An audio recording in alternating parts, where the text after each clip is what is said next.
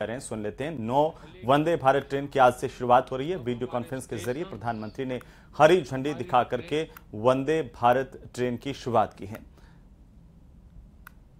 आप जानते हैं, गांधी जयंती दूर नहीं है। स्वच्छता के प्रति गांधी जी का जो आग्रह था वो भी हम जानते हैं। स्वच्छता के लिए किया गया हर प्रयास गांधी जी को सच्ची श्रद्धांजलि है। इसी भावना के साथ अब से कुछ दिन बाद 1 अक्टूबर को सुबह 10 बजे, याद रखिए 1 अक्टूबर को सुबह 10 बजे स्वच्छता पर एक बहुत बड़ा आयोजन होने जा रहा है। देश के कोने में हो रहा है और देशवासियों के नेतृत्व में हो रहा है।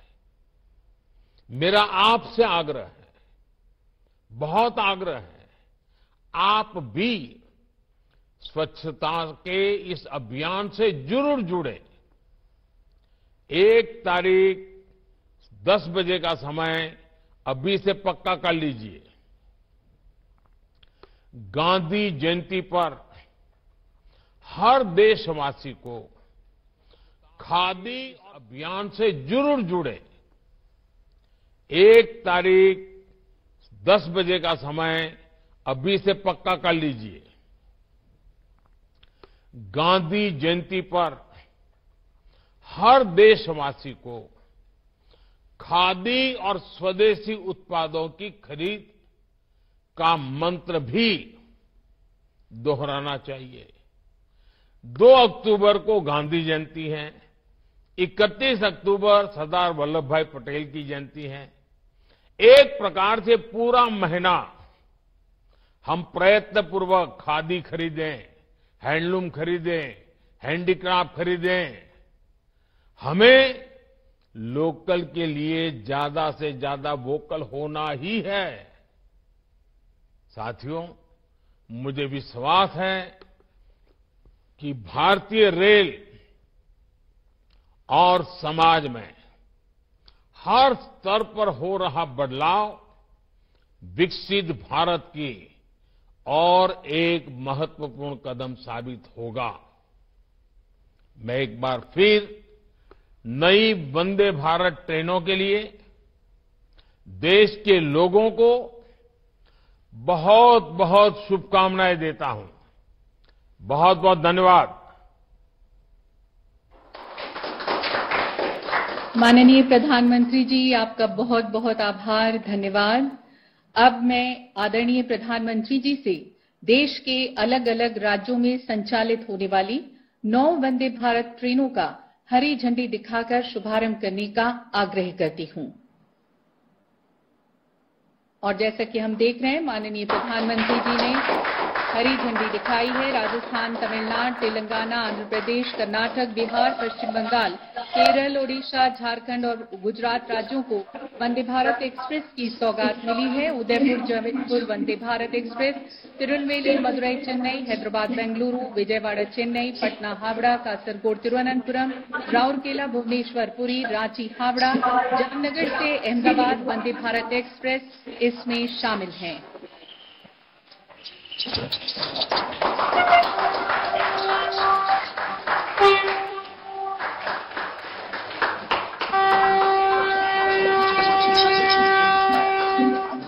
ये वर्ल्ड क्लास वंदे भारत के साथ यात्रियों को तेज, सुगम और अधिक आरामदायक यात्रा का अनुभव कराएंगे।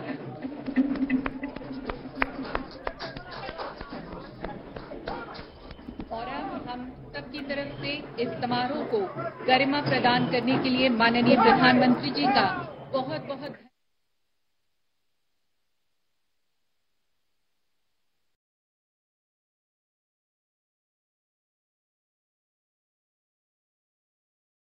वंदे भारत की सौगात देश को दी है। पहली ट्रेन कासरागोड तिरुवनंतपुरम केरल और दूसरी ट्रेन जयपुर से उदयपुर राजस्थान को सौगात दी गई है। एक और वंदे भारत ट्रेन की, और साथ ही साथ आपको बता दें कि विजयवाड़ा, रेनीगुंटा आंध्र प्रदेश और तमिलनाडु के बीच में चलेगी। चौथी जो वंदे भारत है वो तिरुनेलवेली मदुरई चेन्नई तमिलनाडु, पांचवी जामनगर अहमदाबाद गुजरात और छठी ट्रेन रांची हावड़ा झारखंड और पश्चिम बंगाल के बीच में। सातवीं जो वंदे भारत ट्रेन है वो हैदराबाद बेंगलुरु यानी कि तेलंगाना और कर्नाटका के बीच में चलेगी। आठवीं ट्रेन है राउरकेला पुरी ओडिशा और नौवीं ट्रेन पटना हावड़ा बिहार और पश्चिम बंगाल के बीच में चलेगी। इस तरह से 9 वंदे भारत की सौगात प्रधानमंत्री मोदी ने देश को दी है और हरी झंडी दिखाकर के इन ट्रेनों को रवाना किया गया है। राजस्थान के लिए ये चौथी वंदे भारत ट्रेन है। इससे पहले 3 वंदे भारत ट्रेन जो है अब वो चलाई जा चुकी हैं। प्रधानमंत्री की ओर से हरी झंडी दिखा करके वर्चुअली इस ट्रेन का भी शुभारंभ किया गया है। इस वंदे भारत ट्रेन के चलने से राजस्थान में खासतौर पर राजधानी जयपुर से झीलों की नगरी उदयपुर की जो दूरी है वो 6 घंटे में वंदे भारत ट्रेन तय करेगी। ओडिशा, झारखंड और गुजरात राज्यों को वंदे भारत एक्सप्रेस की सौगात मिली है। तो चलिए आगे बढ़ेंगे और इसी बीच दौसा से बड़ी खबर है, जहां पर बस और टेम्पो की आपस में जोरदार भिड़ंत हुई है। हादसे में 5 लोगों की जान गई है। 3 पदयात्री, टेम्पो सवार 2 लोगों की मौत हुई है। 4 गंभीर घायलों को जयपुर रेफर किया गया है। कैला देवी के दर्शन करके ये तमाम लोग टेम्पो सवार वापस लौट रहे थे और इसी दौरान हादसे का शिकार हुए हैं।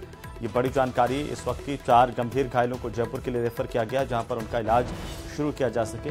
ये सभी लोग कैला देवी मंदिर से दर्शन करके लौट रहे थे और इसके बाद हादसे का शिकार हो गए, जिसमें 3 पदयात्री हैं और 2 जो टेम्पो सवार हैं उनकी मौत हुई है।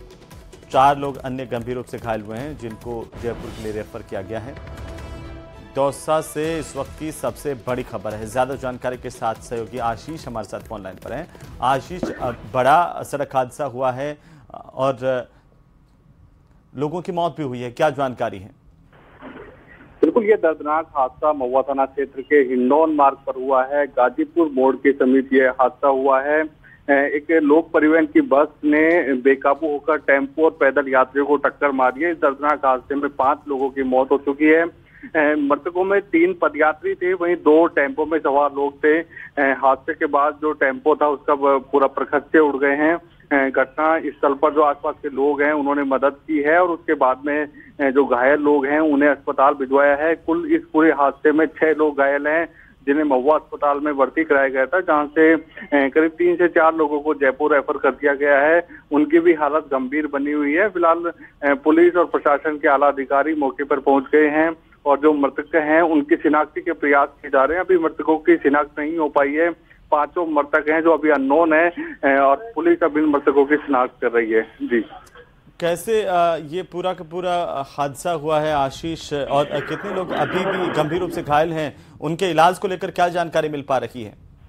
बिल्कुल, ये लोक परिवहन बस जो ओवरटेक करने का प्रयास कर रही थी, ओवरटेक के दौरान ही ये बस पदयात्रियों को ऊपर चढ़ गई। पहले पदयात्रियों को कुचल दिया, उसके बाद में वहां से एक टेम्पो गुजर रहा था जो कैला देवी से महुआ की तरफ आ रहा था। इसी दौरान टेम्पो को भी टक्कर मार दी।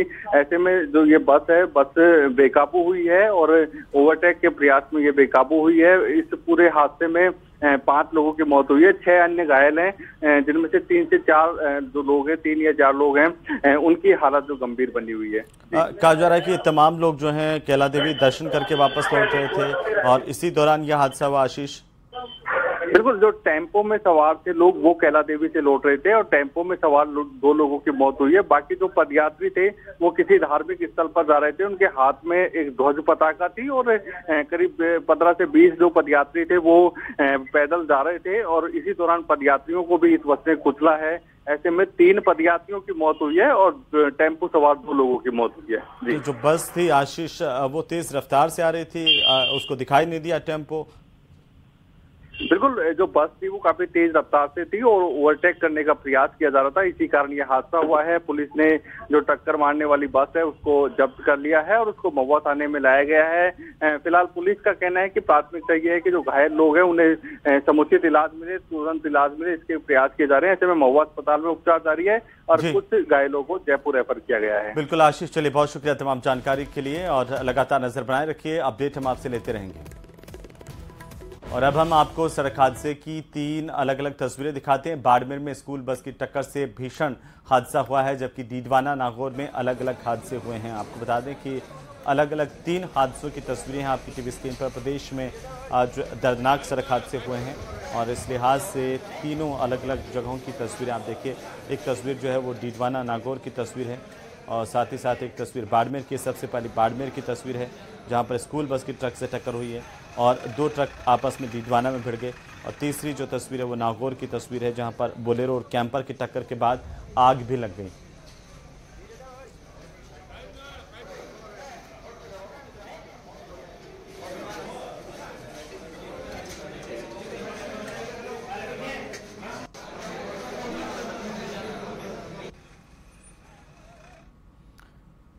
तो वहीं बाड़मेर में दर्दनाक सड़क हादसा सामने आया जहां पर देतानी स्वामी विवेकानंद मॉडल स्कूल की बस दुर्घटनाग्रस्त हुई है।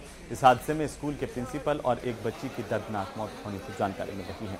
वहीं स्कूली बच्चों समेत 27 अन्य लोग गंभीर रूप से घायल हुए हैं, जिनमें से 3 गंभीर घायलों को जोधपुर के हायर सेंटर रेफर किया गया है।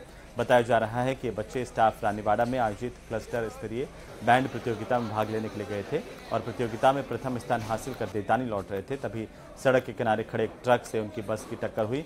इस घटना की जानकारी के बाद पुलिस मौके पर पहुंची। घायलों को 108 एम्बुलेंस और निजी वाहनों की मदद से अस्पताल पहुंचाया गया।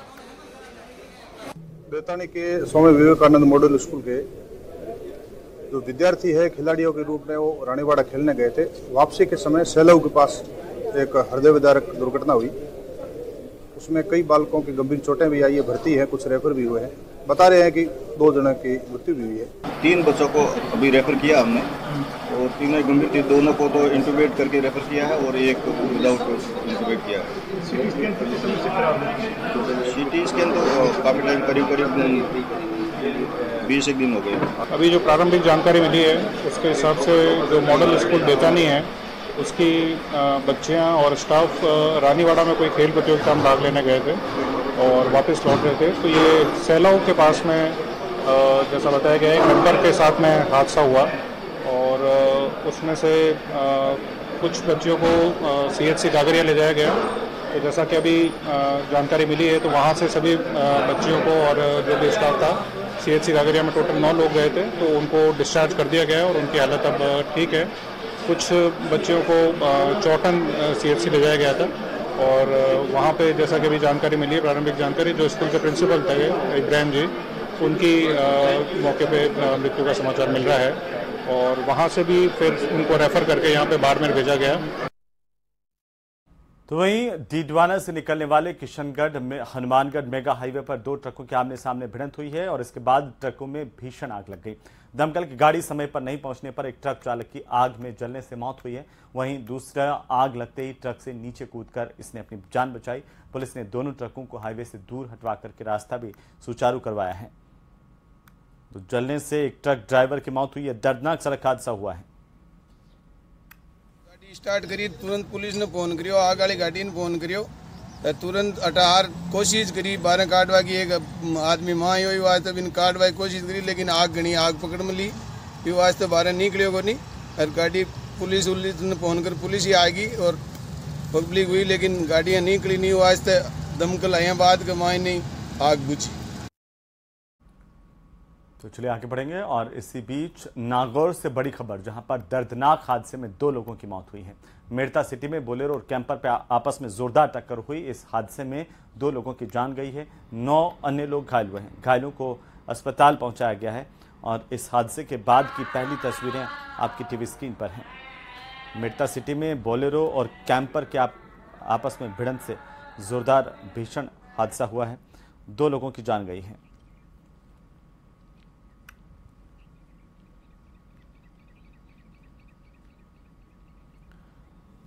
तो मेड़ता सिटी के इलाके की तस्वीरें हैं जहां पर भीषण हादसा हुआ है। सड़क हादसे में 2 लोगों की मौत हुई है और कुछ अन्य लोग घायल भी हुए हैं। घायलों को अस्पताल पहुंचाया गया, तुरंत उनका इलाज शुरू किया गया है, लेकिन 2 लोगों ने मौके पर ही दम तोड़ दिया। तो चलिए आगे बढ़ेंगे। राजधानी जयपुर से इस वक्त की सबसे बड़ी खबर मिल रही है। करधनी के इलाके में कांस्टेबल के घर पर हमला होने की जानकारी सामने आ रही है। बदमाशों ने हवाई फायरिंग की है। चित्रकूट थाने के कांस्टेबल के घर पर यह वारदात हुई है। इस हमले में कांस्टेबल के पारिवारिक सदस्य को भी चोटें आई हैं। पारिवारिक विवाद में देर रात को कांस्टेबल से झगड़ा हुआ। करधनी थाना पुलिस पूरे मामले को लेकर जांच कर रही है। तो कांस्टेबल के घर के बाहर आकर के बदमाशों ने हवाई फायर किए हैं। इस दौरान कांस्टेबल के पारिवारिक सदस्य को चोटें आने की जानकारी मिल रही है। इस घटना के बाद की सबसे पहली तस्वीरें न्यूज 18 राजस्थान पर सबसे पहले सबसे तेज। ज्यादा जानकारी के साथ सहयोगी विष्णु शर्मा फोन लाइन पर जुड़ चुके हैं। विष्णु, कैसे इस पूरी वारदात को अंजाम दिया गया, अभी क्या अपडेट है?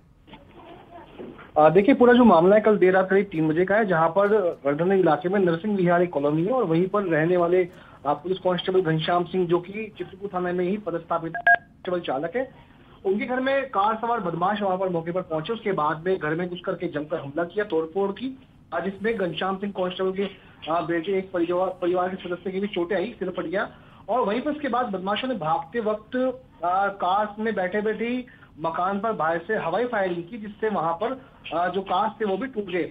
तो पूरे मामले की सूचना मिलने पर करधनी थाना पुलिस मौके पर पहुंची, नाकाबंदी कराई, लेकिन अब तक की जांच में सामने आ रहा है कि जो मामला है वो कुछ पारिवारिक रंजिश से जुड़ा हुआ है, कुछ आपस का कोई मामला है, जिसमें पुलिस अब आरोपियों की तलाश कर रही है। इस संबंध में करधनी थाने में मुकदमा जो है वो दर्ज करवाया गया है और सीसीटीवी फुटेज जो सामने आया फायरिंग करते हुए के बदमाशों के, उसी के आधार पर पुलिस आरोपियों की तलाश कर रही है। जी बिल्कुल, लेकिन क्या कोई आपसी रंजिश थी कांस्टेबल के घर पर? ये बदमाश कैसे पहुंचे और क्यों इन्होंने फायर किए हैं, इसे लेकर के भी कोई जानकारी पुलिस की तरफ से आई है? देखिए, अभी तक पुलिस की ओर से यही बताया गया है कि मामले की जांच कर रहे हैं, लेकिन प्रारंभिक तौर पर पारिवारिक कोई आपसी कोई मामला है, जो कि कांस्टेबल और जो दूसरे गुट हैं, जो भी उनके पारिवारिक सदस्य ही बताए जा रहे हैं, उनसे जुड़ा हुआ मामला है, जिसके के तौर पर बदमाशों को रात को वहां भेजा गया। उसके बाद में तोड़फोड़ करके हवाई फायरिंग करवाई। तो पुलिस पूरे मामले की अब जांच कर रही है। जी, लेकिन क्या विष्णु, ये जो बदमाश आए हैं इनकी कुछ तस्वीरें कैद हुई हैं? जो तस्वीरें हम दिखा रहे हैं, सीसीटीवी में भी फुटेज हम दिखा रहे हैं, क्या उनके चेहरे कैद हुए हैं और इसके आधार पर पुलिस अब पहचान कर रही है? बिल्कुल, सीसीटीवी फुटेज के आधार पर पुलिस ने बदमाशों को आइडेंटिफाई भी किया है और जो कांस्टेबल उसने अपने बयानों में भी कुछ नाम बताए हैं, उसी के आधार पर जांच आगे बढ़ रही है और शायद अगले 12 घंटे में ये मामले में गिरफ्तारी भी सुनिश्चित हो जाएगी। जी, लेकिन ये बड़ा सवाल है विष्णु, राजधानी में इस तरीके से बदमाशों के हौसले बुलंद है कि पुलिस के कांस्टेबल के घर के बाहर भी इस तरह की वारदातों को अंजाम देते हैं। फिलहाल बहुत शुक्रिया तमाम जानकारी के लिए। तो चलिए आगे बढ़ेंगे और इसी बीच जोधपुर से बड़ी खबर, माता के थान के पास में फैक्ट्री में ब्लास्ट होने की जानकारी जोधपुर के इलाके से आ रही है। ब्लास्ट में एक युवक गंभीर रूप से घायल हुआ है। गंभीर घायल को अस्पताल पहुंचाया गया। फैक्ट्री के मालिक मौके से फरार होने की जानकारी भी मिल रही है। पुलिस मौके पर पहुंच चुकी है, लेकिन फैक्ट्री का जो मालिक है वो मौके से भाग छूटा है। बहरहाल आपको बता दें कि माता के थान के पास इस फैक्ट्री में यह ब्लास्ट हुआ है, जिसके बाद फैक्ट्री का मालिक मौके से भाग छूटा। पुलिस के पहुंचने से पहले ही मालिक फरार हो गया। बहरहाल अब पुलिस इस पूरे मामले को लेकर के जांच करेगी। घायल को अस्पताल पहुंचाया गया है। फैक्ट्री में ब्लास्ट होने की बड़ी जानकारी इस वक्त मिल पा रही है जोधपुर के इलाके की और इस फैक्ट्री की तस्वीरें हम आपको दिखा रहे हैं आपकी टीवी स्क्रीन पर। फैक्ट्री में ब्लास्ट हुआ है। इस ब्लास्ट के दौरान एक युवक गंभीर रूप से घायल हुआ है। घायल को अस्पताल ले जाया गया है, उसका इलाज शुरू किया गया है, लेकिन जब तक पुलिस पहुंचती तब तक फैक्ट्री का मालिक यहां से मौके से भाग चुका।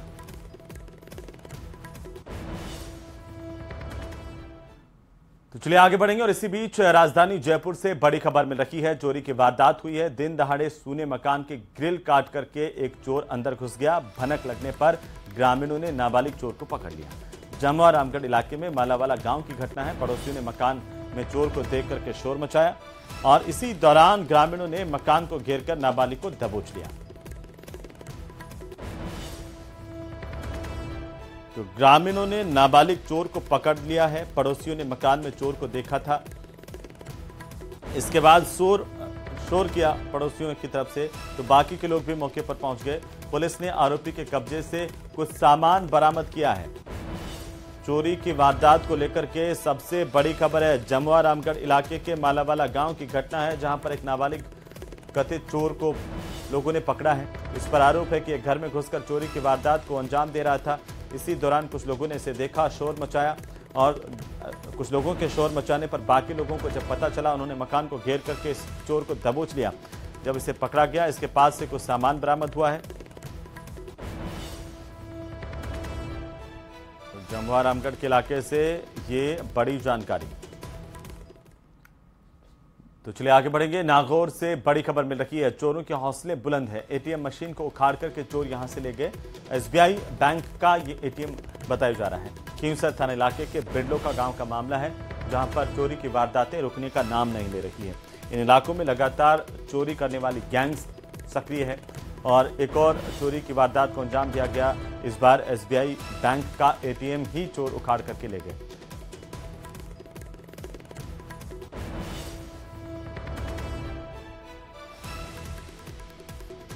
एटीएम मशीन को चोर उखाड़ करके ले गए।